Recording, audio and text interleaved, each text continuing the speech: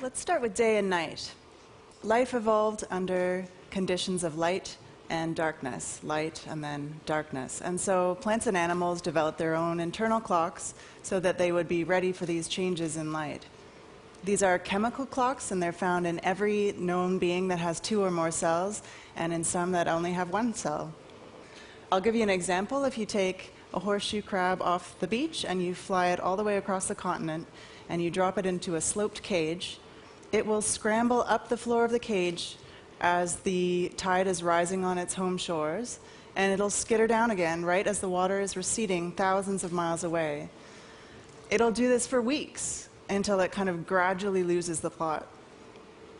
And it's incredible to watch, but there's nothing psychic or paranormal going on. It's simply that these crabs have internal cycles that correspond usually with what's going on around it. So we have this ability as well, and in humans we call it the body clock. You can see this most clearly when you take away someone's watch and you shut them into a bunker deep underground for a couple of months. People actually volunteer for this, and they usually come out kind of raving about their productive time in the hole. So no matter how atypical these subjects would have to be, they all show the same thing. They get up just a little bit later every day, say 15 minutes or so, and they kind of drift all the way around the clock like this over the course of the weeks. And so in this way, we know that they're working on their own internal clocks rather than somehow sensing the day outside. So fine, we have a body clock, and it turns out that it's incredibly important in our lives. It's a huge driver for culture, and I think that it's the most underrated force on our behavior. We evolved as a species near the equator, and so we're very well equipped to deal with 12 hours of daylight and 12 hours of darkness. But of course, we've spread to every corner of the globe. And in Arctic Canada, where I live, we have perpetual daylight in summer and 24 hours of darkness in winter. So the culture, the northern Aboriginal culture, traditionally has been highly seasonal. In winter, there's a lot of sleeping going on. You enjoy your family life inside. And in summer, it's almost manic hunting and working activity, very long hours, very active.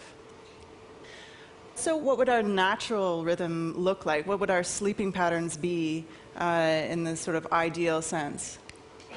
Well, it turns out that when people are living without any sort of artificial light at all, they sleep twice every night. They go to bed around 8 p.m. Until midnight, and then again they sleep from about 2 a.m. until sunrise. And in between, they have a couple of hours of sort of meditative quiet in bed.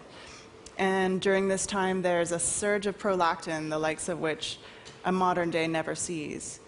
The people in these studies report feeling so awake during the daytime that they realize they're experiencing true wakefulness for the first time in their lives.